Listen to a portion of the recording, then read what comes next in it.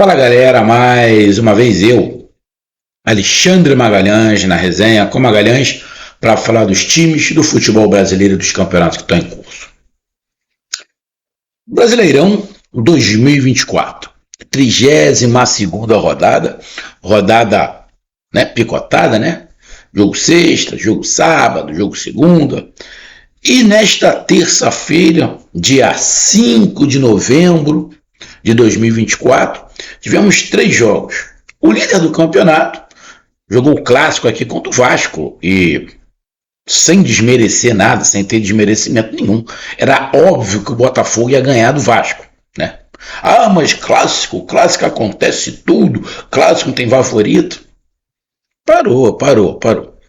Para mim, clássico, às vezes clássico não tem realmente favorito. Mas dependendo da situação, clássico tem favorito sim. E esse era um caso. E o Botafogo ganhou do Vasco da Gama. Normal. Tivemos do Internacional, que na minha opinião vai terminar no G4 e entrou no G4. Ganhou do Criciúma em casa, E ultrapassou o Flamengo, Óbvio, o Flamengo ainda vai jogar. Mas como o Flamengo está no meio da decisão da Copa do Brasil, provavelmente o Flamengo vai com o time todo reserva, e aí é uma boa chance do Internacional permanecer no G4. Porque, obviamente, o Flamengo com o time titular ia fazer um jogo diferente com o Cruzeiro em Minas. Agora, com o time, provavelmente o time do Flamengo vai com o time reserva, a probabilidade do Cruzeiro não perder para o Flamengo é muito grande. E aí o Inter consegue ficar no G4. E o outro jogo era uma briga ali, é uma briga direta pela classificação direta à Libertadores ou para ir da Libertadores, Bahia e São Paulo. Bahia vivendo um momento de tentar se recuperar no campeonato, continuar com o sonho, de uma Libertadores, e o São Paulo abrir mais, porque o São Paulo já estava na frente do Bahia, e era a oportunidade ou do Bahia encurtar, ou do São Paulo abrir. O São Paulo já estava no G6, virou o G7, Virou G7. Então o Bahia, apesar de tudo, continua, por enquanto, na pré-Libertadores, junto com o São Paulo na pré-Libertadores. Porém, o Bahia tem ainda a preocupação que o Cruzeiro vai jogar amanhã com o Flamengo. E como eu falei no início, o Cruzeiro vai jogar com o time completo e provavelmente o Flamengo com o time todo reserva. A probabilidade é maior do Cruzeiro ganhar. E aí, o Cruzeiro ganhando, o Cruzeiro entra na zona de classificação da Libertadores, na pré-Libertadores, e aí o Bahia sai dessa pré-Libertadores. Se enfrentaram e deu São Paulo. Bahia 0, São Paulo 3. Justo placar? Justo a vitória do São Paulo? Cara, diante do que foi o jogo e diante das situações, sim, na minha opinião, não foi injusto a vitória do São Paulo. Placar poderia ter sido um pouco menor, poderia ter sido diferente, o Bahia poderia ter feito um gol, sim. Mas a vitória do São Paulo, na minha opinião, acho que não tem contestação. Então é sobre Bahia 0, torcida do Bahia deve estar xingando até a última geração, porém, algumas coisas que estão acontecendo com Bahia, lá atrás, alguns canais, não foram muitos, mas alguns canais abriram o olho da torcida do Bahia. A torcida do Bahia não quis enxergar. A torcida do Bahia achou melhor dizer que alguns canais estavam com inveja, estavam com dor de cotovelo e não queriam enxergar a realidade. E um desses canais que falou foi eu. e tomei pedrada. Mas não foi só eu, teve um ou outro canal também que falou, né, a verdade para a torcida do Bahia, mas a torcida do Bahia preferiu acreditar em canais que queriam like, né, engajamento, né, mesmo sabendo que não estavam falando a verdade. Mas estavam agindo apenas como torcedor, não como um analista do que realmente está acontecendo. E o São Paulo, feliz da vida, tendo ali seus altos e baixos, né? Ganha, perde, um futebol mais ou menos, mas continua ali na briga e, pelo que a gente está vendo, a tendência é que o São Paulo tenha uma vaga assim na Libertadores, ou na pré-Libertadores, ou na fase de grupos. Então, eu peço a você, meu amigo torcedor do Bahia, e você, meu amigo tricolor paulista, eu peço que vocês curtam, compartilhem, inscrevam-se no canal, dê o seu like, ative a notificação, coloque seus comentários, entre no nosso WhatsApp, que está aqui embaixo na descrição do canal, você vai lá do seu nome, o time que você torce, que eu coloco você no grupo do seu time, só para lembrar, para falar de futebol, né, para falar de política e de religião, e se você quiser ajudar o canal a crescer, você pode dar através do Pix, que é o número do nosso WhatsApp, você pode dar através do Superchat, quando estiver fazendo lives, e você pode dar através do clube de membro do canal Resenha com uma Grande aqui embaixo de azul. E agora você pode ajudar através do Valeu, que esse coração que se frango está do lado de compartilhar. Mais uma coisa, não deixe de se inscrever no canal, porque mais da metade da galera que acompanha o canal não é inscrito. Então, dessa moral pro canal, inscreva-se no canal. Então, vamos aqui. Com esse resultado, com esta derrota, o Bahia continua na 7ª colocação com 46 pontos. Porém, o Cruzeiro, como eu falei, joga na quarta-feira contra o Flamengo em casa. O Flamengo está no meio da decisão da Copa do Brasil. O Flamengo ganhou a primeira do Atlético Mineiro 3-1. Tem uma boa vantagem para o jogo de volta. O Flamengo provavelmente vai com um time 70%, 80% de reserva. Bom, o Bahia tem que, por mais que a torcida do Bahia não queira, por mais que a torcida do Bahia odeie o Flamengo, nesse momento o Bahia vai ter que torcer para o Flamengo, não tem jeito. Não tem jeito. Você vai ter que torcer para o Flamengo. O Flamengo pelo menos empatar. Pelo menos o Flamengo empatar. Porque se o Flamengo empatar fora de casa contra o Cruzeiro chega a 45 pontos. E para o Flamengo, se o Flamengo empatar, também não é ruim, não. Porque o Flamengo retoma a 4ª colocação. Porque o Flamengo fica com 56 pontos, igual ao Internacional, só que o Flamengo tem 16 vitórias. O Internacional 15. Então o Flamengo retomaria a 4ª colocação. Ou seja, o empate do Flamengo não é ruim. E para o Bahia, se dá empate, o Bahia continua na 7ª colocação, apesar do Bahia vir num momento muito ruim. E o São Paulo? O São Paulo também vinha ali de altos e baixos. Com essa vitória chega aos 54 pontos, não tem perigo nenhum de ser ultrapassado por ninguém, porque justamente quem está atrás é o Bahia está com 46, o São Paulo abre 8 pontos em relação ao Bahia, se consolida ali na 6ª colocação, e agora começa a pensar em passar Flamengo, em passar Internacional, em encostar no Fortaleza, ou seja, na briga direta pela vaga na fase de grupos da Libertadores. Então, grande resultado do São Paulo. E na próxima rodada, o São Paulo recebe em casa o Atlético Paranaense, que está na zona de rebaixamento, e o Bahia sai para jogar contra o Juventude, que também está na zona de rebaixamento. Ou seja, São Paulo joga em casa contra um time que está na zona de rebaixamento, que é o Atlético Paranaense, e o Bahia joga fora contra o Juventude, que está na zona de rebaixamento, só que o Bahia joga fora. E por coincidência, Atlético Paranaense e Juventude, os dois têm o mesmo ponto, 34.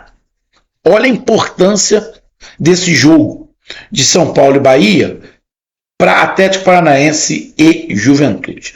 E aí vamos lá para o jogo. O Bahia deu 24 chutes, São Paulo 9. O Bahia deu 6 chutes em direção ao gol e o São Paulo 4. Então vamos lá. Por que o Bahia não fez gol nenhum e o São Paulo fez 3? Bom, primeiro, o Bahia não fez gol nenhum, chutando 6 vezes em direção ao gol, por 2 detalhes. Primeiro, falta de pontaria, E segundo, que o goleiro do São Paulo fez pelo menos aí, que eu estou tentando me lembrar aqui, 2 defesaças pelo menos. 2 defesaças, 2 que a bola quica, muito difícil se defender. Então, o goleiro do São Paulo ajudou o São Paulo a não tomar gol e faltou pontaria, né, ao time, ao ataque do Bahia. E o São Paulo? Por que o São Paulo deu apenas 9 chutes, 4 em direção ao gol e fez 3? Bom, o São Paulo, na verdade, criou, óbvio, mas a maior virtude do São Paulo foi acreditar que o Bahia iria errar. E aí, o Bahia errou. Aí papai não queria falar isso, mas eu gostaria de lembrar a torcida do Bahia. Você lembra quando o Bahia contratou esse goleiro, que era do Fluminense? Eu falei, esse goleiro ele tem altos e baixos, vocês estão lembrados? Tem dia que ele, irmão, o Dino Zoff, né? Da Saef. E galera mais nova não vai nem saber quem é, né? Dino Zoff da Saef. Puta que pariu, tô velho. Mas, vamos lá.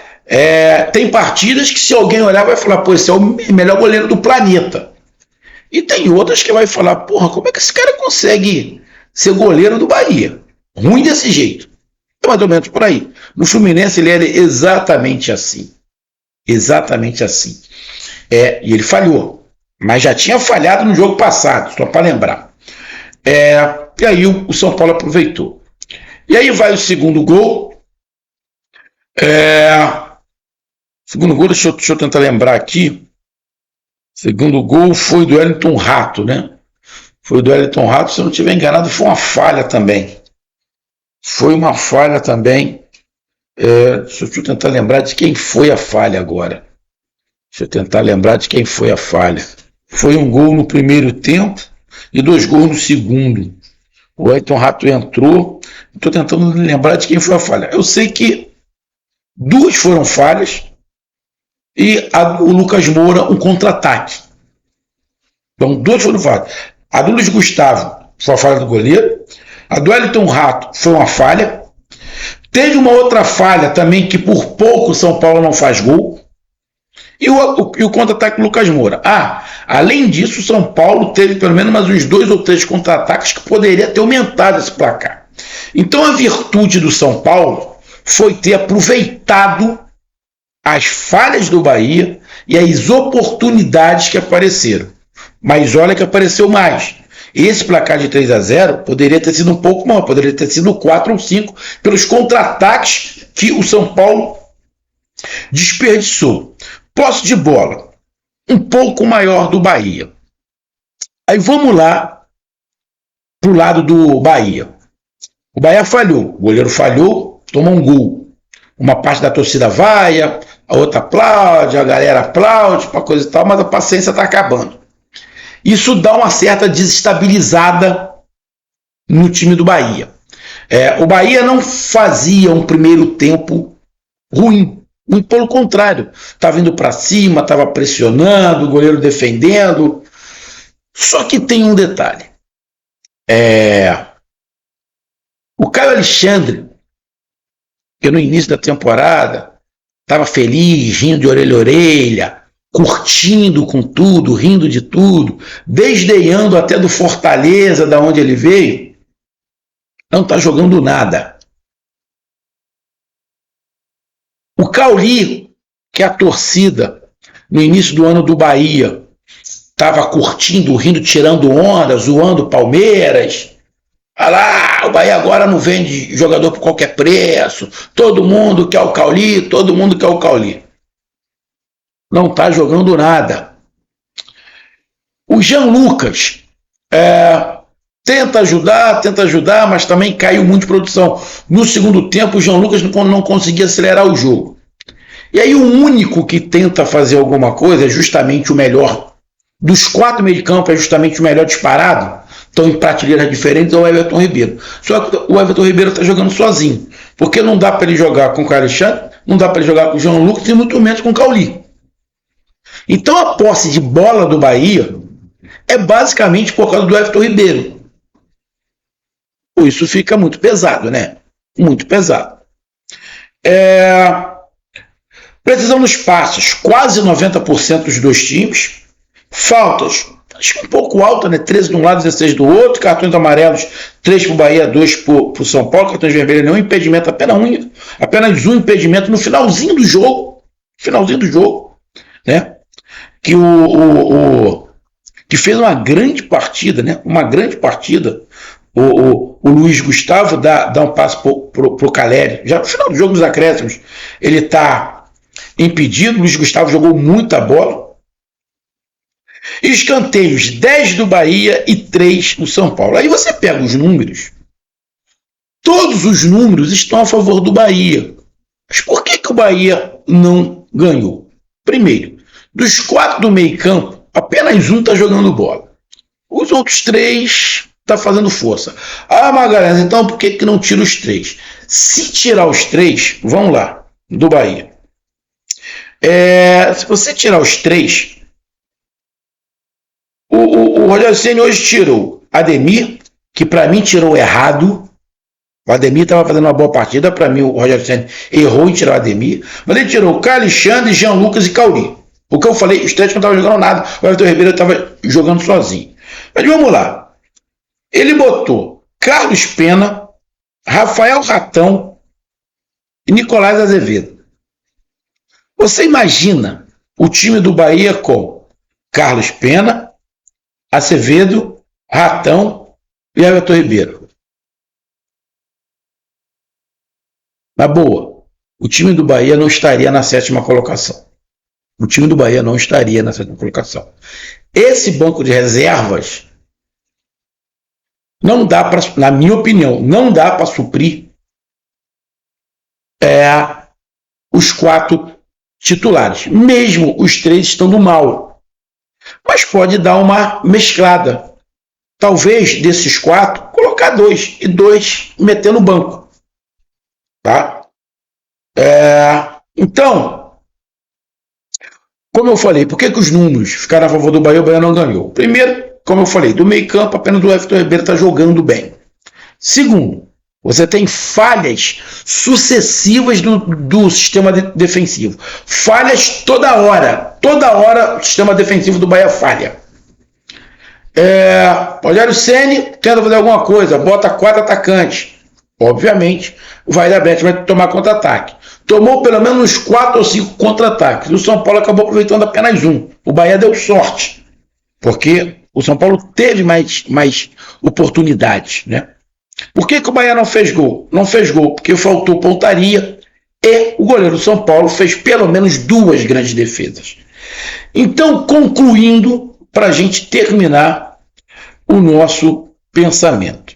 Diante da inoperância do ataque do Bahia, da falta de companheiros para ajudar o Everton Ribeiro a jogar, e do sistema defensivo falhar, e o goleiro do Bahia falhar mais uma vez, e o São Paulo aproveitar, se defender bem, apesar que o São Paulo também deu algumas brechas defensivas, o São Paulo também falhou defensivamente, e aí o Bahia falhou ofensivamente em não aproveitar, não tem como não dizer que a vitória do São Paulo não foi justa e o placar também não. O São Paulo falhou, o Bahia não aproveitou. O Bahia falhou, o São Paulo aproveitou. Eficiência é o nome dessa partida a favor do São Paulo. Tá aí a minha análise, um grande abraço, até mais, valeu, tamo junto, fui!